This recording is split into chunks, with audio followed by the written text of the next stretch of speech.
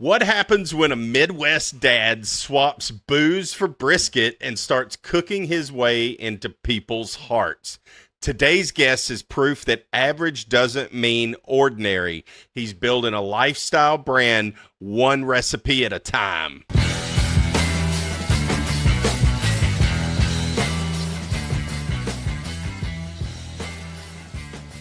All right, y'all, welcome back to Tigs Bits, where we stir the pot, serve the truth, and occasionally get a little sauce on the microphones.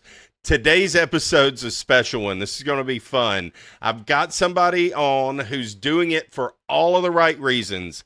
He's a father, a content creator, and a man who decided to get sober, get healthy, and pick up a spatula instead of a bottle. And what started as a simple cooking channel, the Average Dad cooking channel, has grown into something a lot deeper. Brandon's not just making plates, he's changing lives, starting with his own, from grilling outside in the Minnesota cold to making Boudin king cakes. He's cooking with heart, humor, and hustle. So before we jump in, do me a solid, hit that like button, subscribe if you haven't, and if you've ever burned a pot of rice trying to multitask with kids running around, this one's for you. Brandon, it's so nice to have you on. Yeah, it's awesome to be here. Really glad that you gave me the opportunity to be on the podcast. So you were coming to us, definitely the first Minnesotian that we've had on Tig's Bit. So where at in Minnesota? Where do you live? I live in southeast Minnesota, so I'm actually only about 2 hours south of Minneapolis. It's a little Okay. small town.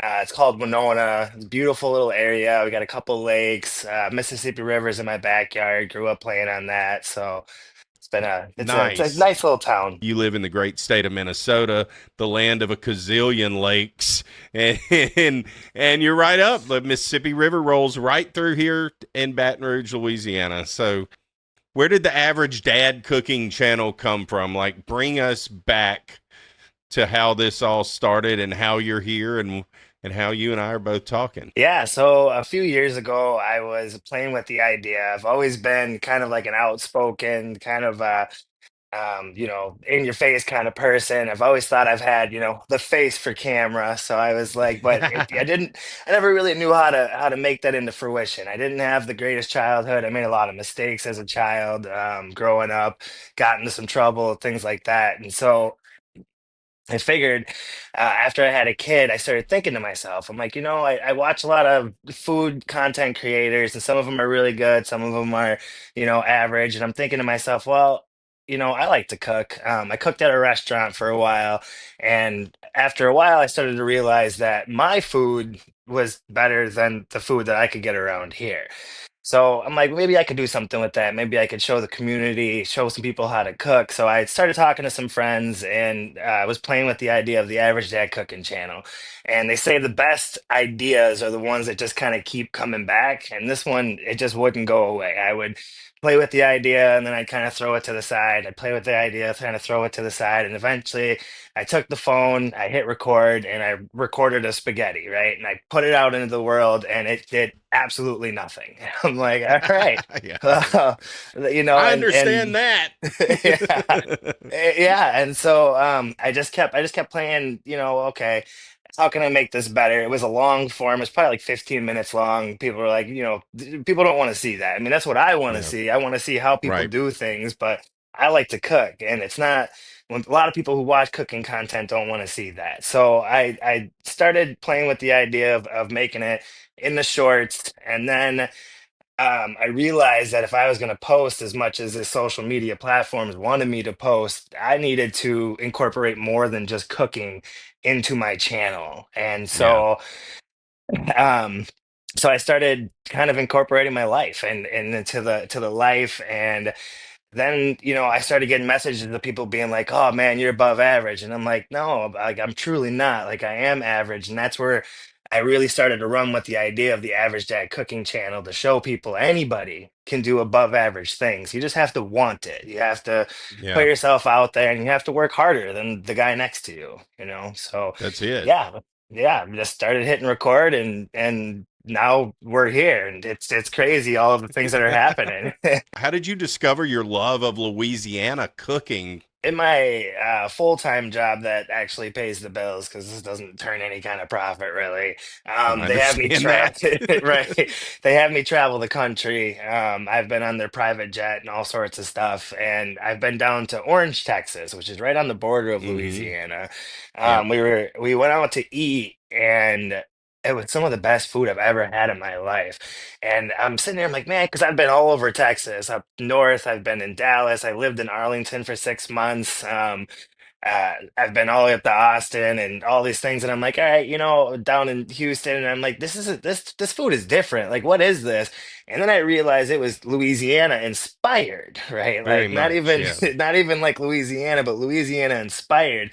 We went to this one restaurant called Tio Juanita's, and it was right on a bayou. It's got like, they got whatever, the crocs or alligators. I think I can't remember which ones you guys got there, but they were like, I'm like, man, this is some of the best food I've ever had in my life. And so I made it a goal to get to Louisiana. And then what happened was I was scrolling my Facebook, doom scrolling back in the days of posting into the abyss, and my feed was filled with just crazy AI and all of this stuff. And Rachel actually popped up on there, and she was talking. She made a status. She was like one of the sponsored people, like getting pushed into my feed.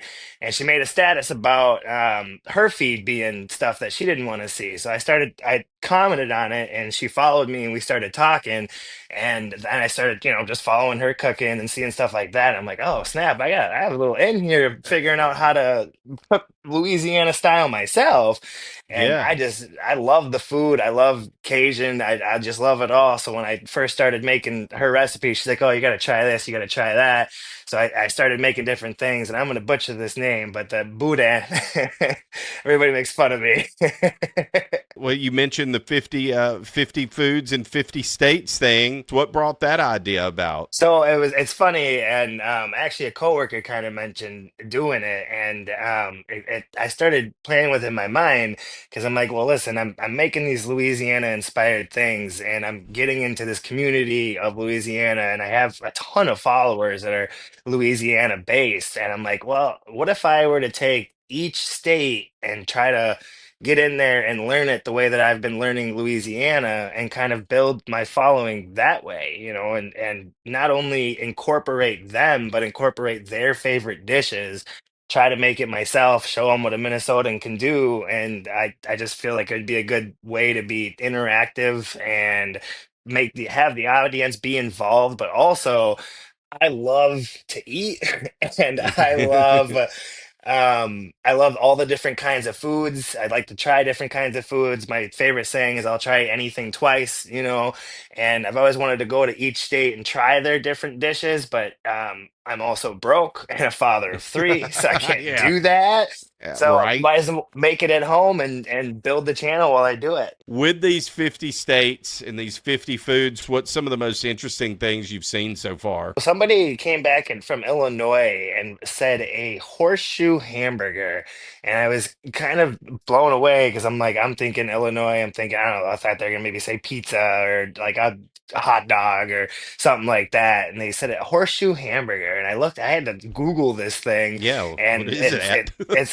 you take toasted bread, burger, and then like pile it with fries, and then take cheese and make like a little horseshoe around it. And I saw the picture of it, and I'm like, wow, that looks really good. And That sounds that really good. it looks really good. It sounds really good. You make your own like beer cheese sauce and you put it around it. And I was uh, a little blown away by that, because I'm like, yeah, I definitely didn't see that coming.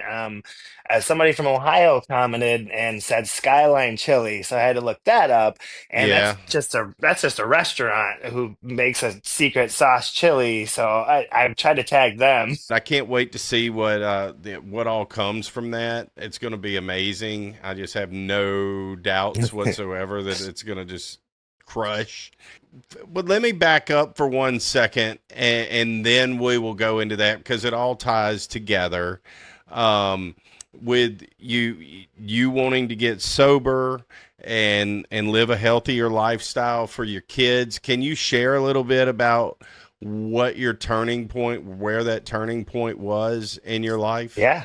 Yeah, definitely. I'm an open book, and I'm actually planning on writing a book about my life because I think that I can help a lot of people. But for me, honestly, it used to be a while ago. It used to be a lot of harder stuff, kind of circled, at lowest of low. I was homeless. I was 150 pounds dripping wet, which I haven't seen, since face full of acne. Yeah, and it was bad. I crawled my way out of that, and then I started drinking, and drinking was never really a problem for me. And then it became a problem because it was the only thing, I'm like, oh, this is legal. Like, let's just do this all the time. And it became this, I mean, nightly thing for me. I was coming home, grabbing a six pack of beer and a couple shooters, if we're being honest, probably more than a couple.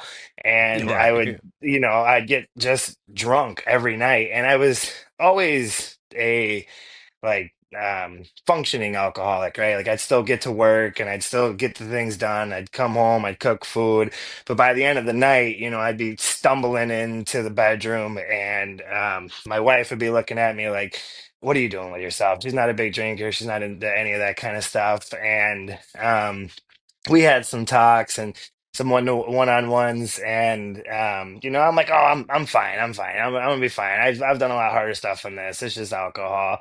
And so last summer, I had quit, and I had quit for 90 days, and I went and hiked mountains in Colorado, and I ran a half marathon. And when I got done with that half marathon, I went and had a drink because I'm like, oh, well, I mean, I can go back, I can drink again, right? Like it's not going to be a big deal. I can just have a couple beers. Well, that didn't work. I can't have a couple beers. That's just not who I am. I have a Yeah. couple beers and I have 12. I have a couple shots and I have a bottle. And I always tell people I'm addicted to more. It doesn't really matter what it is. You give it to me and I want more of it, and I want more of it, and I want more of it until I'm in this circle, into this abyss where I'm waking up in the morning and I feel like crap, maybe go to work a little bit late, cranky, and fighting with her, Yeah. every little thing's pissing me off. So this year, actually, so I think I just hit like 110 days sober. I took on this challenge called 75 Hard.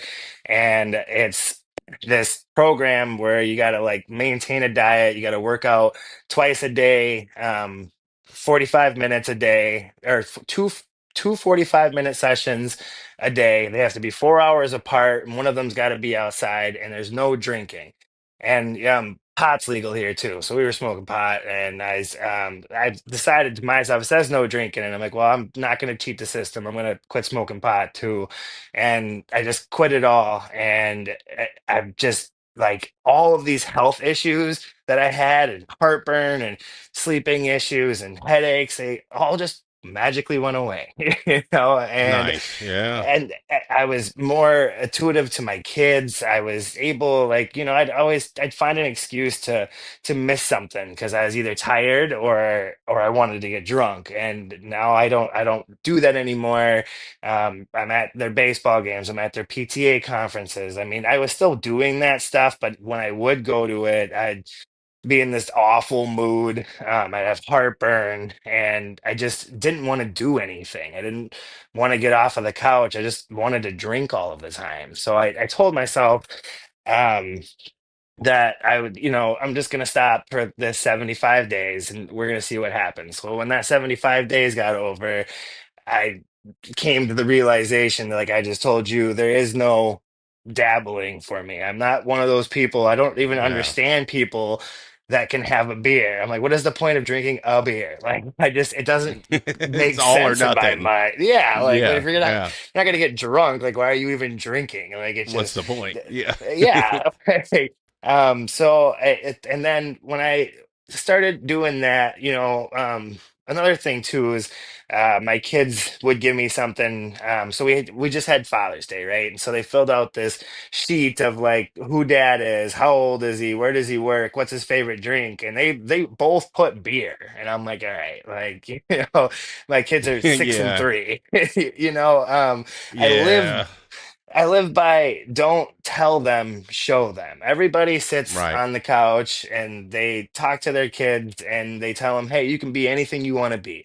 You can chase your dreams. You can do the wildest things you want to do. You can be a football star. You can be these things. But how many people get up and show them? Because they're not, they listen, but they're watching and they're doing Yeah. what you do. And Yep. so that's big to me is to like, and something that terrified me on this journey was I can't have my first beer with my son because I'm not gonna like my wife still drinks, like people around me still drink. I don't that doesn't bother me. Right. Right. So I'm not gonna like make them be sober, but like I'm like, man, I can't have my first beer with my son. But then, something clicked. I went and hiked the Grand Canyon this year. It's called Rim to Rim. You go from one rim to the other. Took like 10 Wow. and a half hours. It's like 24 miles, 8 miles down, 8 miles across, and then 8 miles straight up, which is oh my Jeez. God, hard. It's so I hard. guess. I And while I guess. was while I was on there, I started thinking to myself, I'm like, it'd be a lot cooler than having their first beer with them, running their first marathon with them, or hiking the Grand Canyon with them, or have there's so many other firsts that you can have that just don't have anything to do with alcohol and or Yeah. pot or I mean anything. Well, alcohol is the biggest one because it's just so romanticized in today's It's society. just it's everywhere. Yeah. It's everywhere. I mean, there's people that make whole social medias on them, and like that Yeah. is their biggest thing is like drinking, and it is what it is. Like I'm not trying to like bring anybody down, but that's Sure. just what it is. I think it's awesome that you had that self-awareness to pull yourself out of that and do it all for all of the right reasons too. Yeah, Like yeah. that grounds you and keeps you, that you see those three reminders every day that, I I've got to do this. This is, It's tough. It's tough some days. There's definitely a lot of days that I mean we were just to kind of give you a story, we were just fishing on the Mississippi River and my boat took on water and couldn't figure out what it was. My bilge pump died at the same time. So we're like sitting on the middle of the Mississippi, like what I thought was sinking. We went and found this little island and we were just kind of sitting there. I had called Progressive up because I have boat insurance and like, well, we can't come get you but we can call 911. And I'm like, no, no, just hold on. Like, cause I'm in a fishing league. So I'm like, there's plenty of guys that'll come get me. I'm like, what am I supposed to do with my right. boat? And they're like, oh, just leave it there. I'm like, I'm not leaving my boat in the Mississippi. Mississippi's high. It's fast. I'm like, I'm gonna come back. This boat's not gonna be here, It's a So fact. Yeah. so we ended up driving it back and we found out what happened was I put a little bit more weight in the back. I'd added another battery and when I stopped, this big wave had come over and took it on. Mm. But the moral of the story is we had come back and where we dock, where we come in, there's a bar right there. And I have never wanted a beer so badly in my life. And Right. and it was like I was like, man, that would it was I was hot, I was thirsty. My water bottle here, I was using to bail out water, so I didn't have anything to drink. And that I mean the beer had sounded so good, but I didn't. And I called my wife and I'm like, listen, man, I want a beer. And she's like, "Yo, just don't, just come home." Like, all right, so I come home and I get here, I pull up and my kids come running out, Dad, and they come up and give me a hug and like everything just washed away. And I'm like, this is I mean, if Yep. I'd have stayed there, I'd have just got drunk. All them guys, they drink, not a big deal again, but they would have all came to the bar. We would have had a bunch of You'd have beers hung and out all night, got hammered, and right, then yeah, I get right, it. Yeah, right. So, exactly. so I come home and they're just dead, and they come up and they give me this big hug, and I'm like, This is my reason. Like this is what That's your keeps me why. going." Yeah. Exactly. Again, I just can't be any more proud of you, and I just know you from the Thank internet, you. dude. But I mean, I've been watching your story for a little bit, and I know that. I know this too. It led you to doing. You've been doing a lot of exercise and stuff like that. I saw that you recently completed a Tough Mudder. You're pushing it. You're pushing it, but I love that. It is a good example for your kids to see that, and Right. you certainly you may be an average dad, but you are far from average in what you're doing. So, Right. And which is huge, which is the whole point of the channel, and like kind of what I said in my like news interview and stuff too that I just had was, everybody's just like, oh, you should change the name of your channel. And I'm like, no, but that's the point. Is like I want to show people because I am average. I am as average as it comes in everything that I've ever done. My turning point, similar to yours, was 253 pounds. I stepped on the scale and was like, oh my gosh, I see a picture of me and I was pregnant. I mean, I was seriously pregnant. And I'm like I was like, something's gotta give here. And just like anybody else, I mean, nothing was handed to me. I just went out and I worked for it. And I think that Yep. resonates with people to be like, you know, um see the average Jack cooking channel, you see what I'm doing, you can do that too, you just have to want it. And I've gotten countless messages from family, friends, from people that I've met online that I don't even know, in real, in like in life, being like, you've inspired me. I started walking, and they'll message me there, hey, I walked 2 miles today. And I'm like, that's awesome, like that's how you do it, like that's That's exactly what it. happened, right? Like that's perfect, like that's what you need to do. You don't have Show to up run a every day, marathon. be consistent. That's Exactly. You don't have right. to run a marathon. You just got to get out there and just get out there. And that's, Move. that's a show them being there sober, showing myself, showing my health journey, being vulnerable. And it's a big reason why I want to write this book because I had read David Goggins Can't Hurt Me, and that thing freaking makes me want to Yeah. run through a brick wall. But I Right. have an extremely similar story to him, in my own way. And I'm like, if he can inspire people, I can inspire people too. Just Yeah. we're gonna do it a little bit of different ways. He's very intense. I'm more more Yeah. forgiving. You're a little more. Yes, you seem to have a lot more calm and nice demeanor. Where he's a little, he'll make you feel bad about yourself, no doubt. Right, right. But he earned it, But he earned that, so good for him.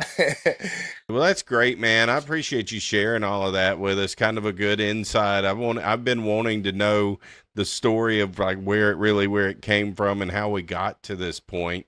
Now, one thing that we've touched on more than once tonight is fishing.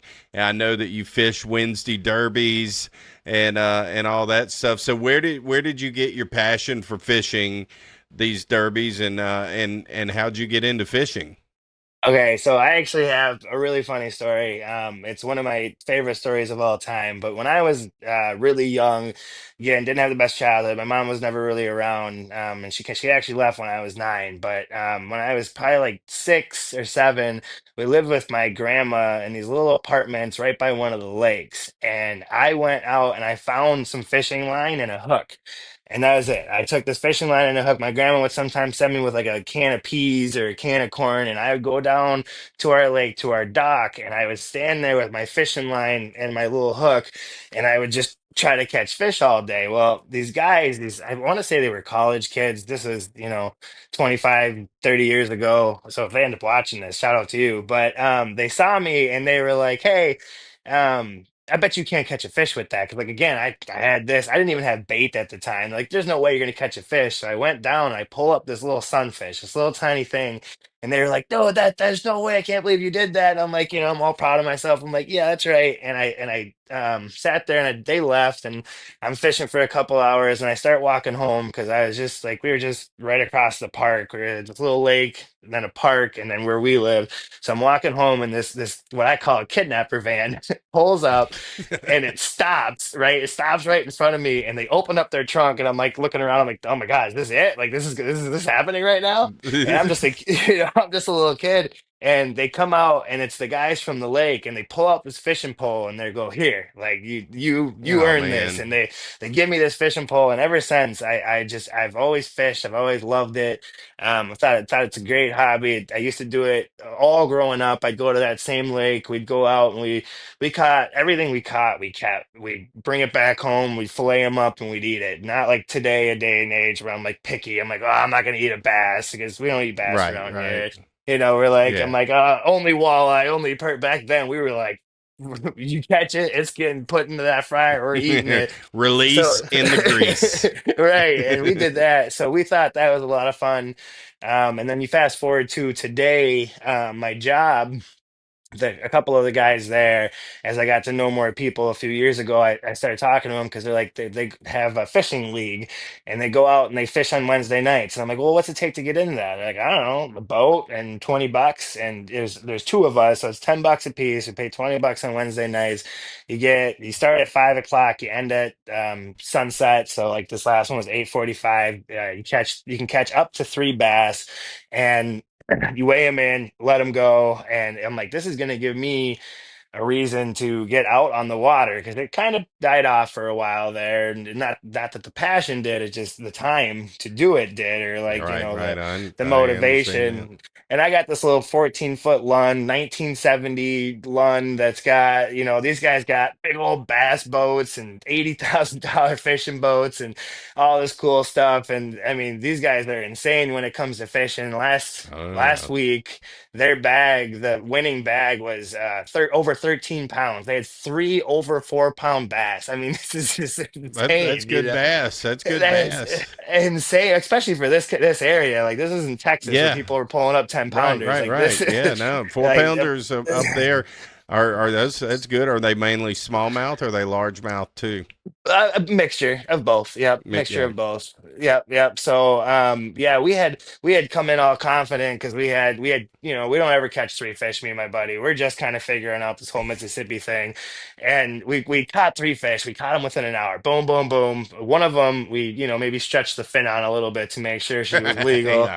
Yeah. So we come in and we're like, oh, we're not gonna win, but like, what if we place? And we end up taking second to last place. We had a 7 pound bag between between our three fish, and the next guy was like 8, and then all the rest of them were 9 pounds, and then the winner was 13. We're like, you know what, guys, you go away. Like, this is Yeah, crazy, just but go away. We thought we had something tonight. right. And usually, like on a normal night, like that's not a bad No, bag, no, I right? wouldn't think it would be.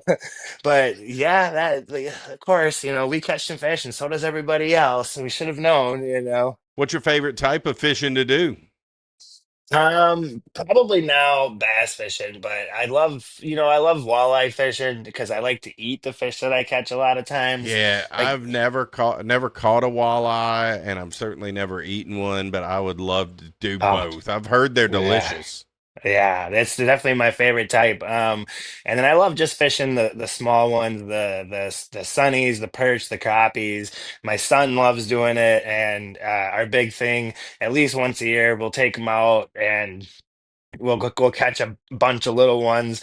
I actually have a video this year of me showing them how to like fillet them up. That one did kind of well.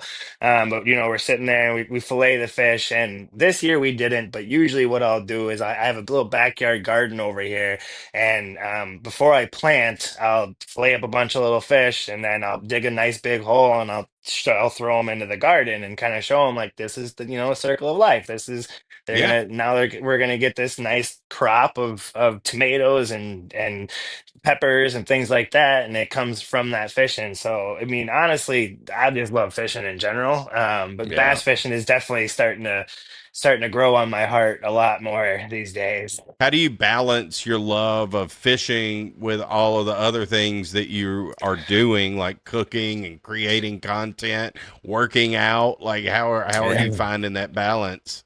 Yeah, so the Wednesday night fishing league is kind of the balance of when I do majority of my fishing. But what I like to do is to make content while I fish. So I'm like, this is a chance for content. I also bring my kids with. So if I'm not fishing the leagues, my kids are coming with me. So we got a chance to to spend some time together, put them on the water, have some fun.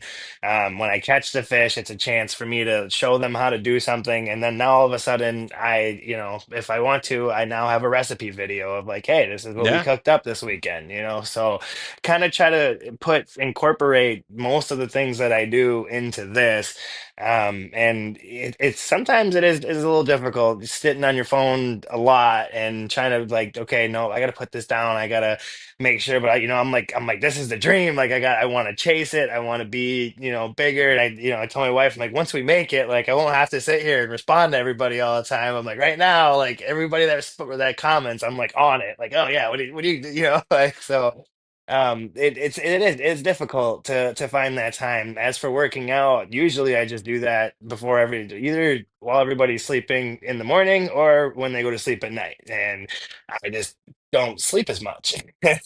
So there it is. There's the sacrifice. You just don't sleep as much. That's it. Exactly. All right, dude. Well, let's move into my favorite segment of the whole Okay. show, the Tigs Blitz, where I'm going to ask you some rapid fire quick questions and you just give me some fast answers. Don't overthink it. This is just fun. Just the first thing that comes to the top of your mind. I have several tonight, so we're going to go down it. I'm going to start with softballs. What's your go-to comfort movie? Probably Disney movies. I love Mulan. I love Moana. I love a lot of those old. Well, that one Moana's not too old. But yeah, I mean, I love old Disney classics. A lot of times, if I'm just sitting there and I can't find anything on TV, I'll flip on Toy Story or I'll flip on Mulan or I'll any of those. Always been a really big Disney fan. There you go. Have you ever been to Disney? I went to Orlando Studios once. But that was Nice. really awesome. A really good time. But yeah, nothing, not Disney World or anything too crazy. But Not on my list, but since we're talking Disney, are you a Star Wars guy? oh, I love Star Wars. I have six of them, at least, not nine, but I have six right back here. What's your favorite book?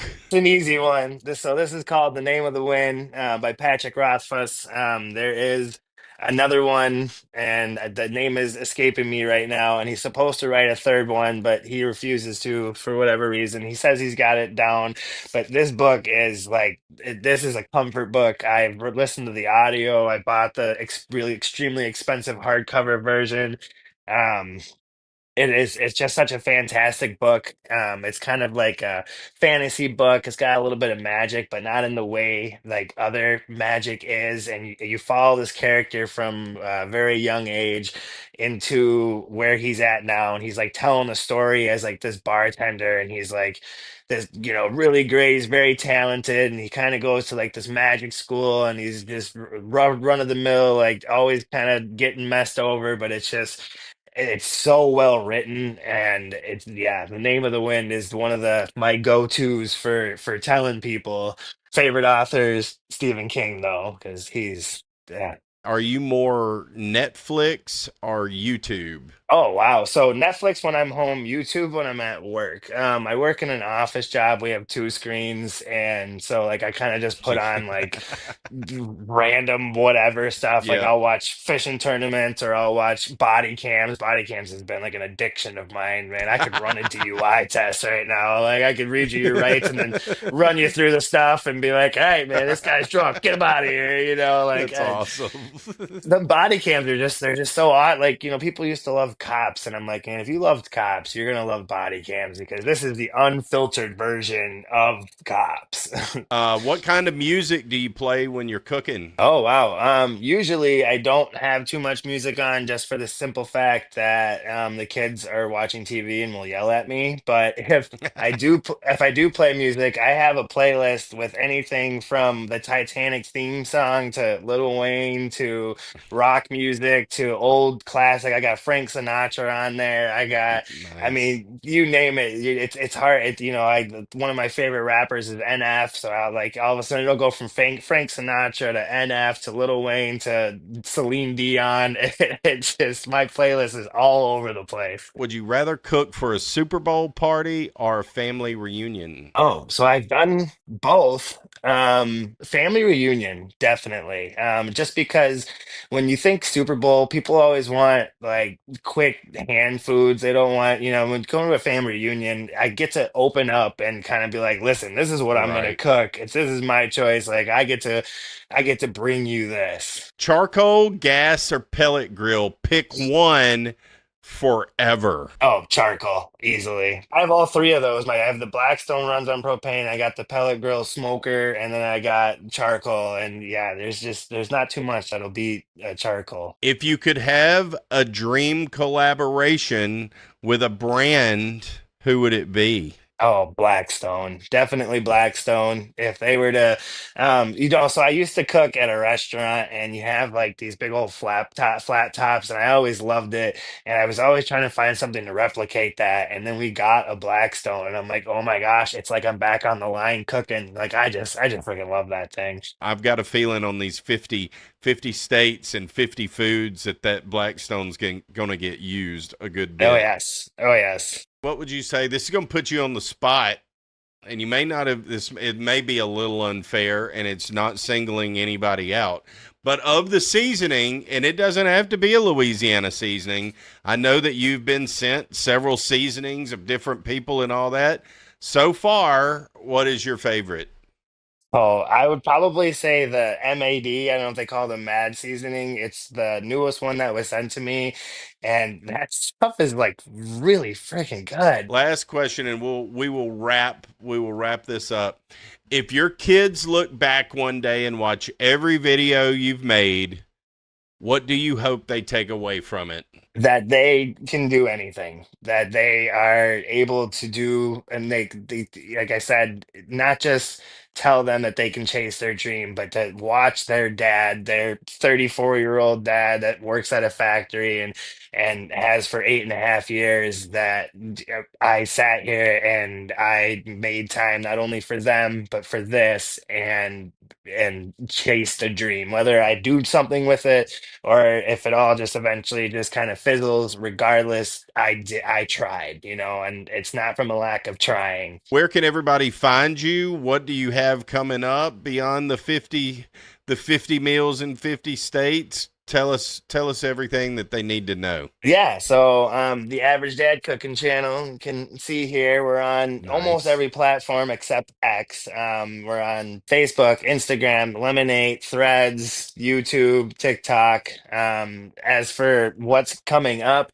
is you're gonna see me crush a marathon. That is going to happen. You're gonna watch me train Yes. for this marathon. We're going to um continue our sober journey. You're gonna kind of, little tidbits of my kids, and then just instead of, I'm not only going to focus on the 50 states. We'll still just bring out different content or whatever comes to my mind, showing because, like, I originally kind of started this to like show people that you can cook at home. That was always a big thing. Like, oh, I don't have time. Like, no, you have time. You just can't Yeah. watch that TV show. You gotta cook That's instead. right. You know what I mean? So I like Exactly. to still kind of do that, and show people just the average meal of like of what am I going to eat tonight. It doesn't always have to be a gumbo that took me 8 hours. It can easily be something. I made some chicken wings tonight. Here's the seasonings that I use. We're gonna have more seasoning reviews, and we're gonna use more of these different kinds of seasonings and incorporate them into things. And then I'd love to do some food reviews. I don't ever have time for it. I don't go out that much, but anytime I do, I try to drop a food review. So really just kind of giving you content of everything that Yeah. that is life, I guess. Yeah, just living life, cooking and eating and raising a family and all of Yep. that. That's Right. that's what you're doing, man. You're doing it well. You're doing it well, so keep that up. Appreciate you. That's going to do it for this episode of Tigs Bits. A big thanks to Brandon for keeping it real, showing us what it means to turn your life around with purpose, passion, and a whole lot of seasoning. And so, Yeah. if you enjoyed this one, make sure to like, comment, subscribe, and hey, share it with somebody who's trying to figure out what's next. Maybe they just need a little cast iron skillet and a little inspiration. Who knows? I'll see you guys on the next one. Thank you, Brandon. Thank you.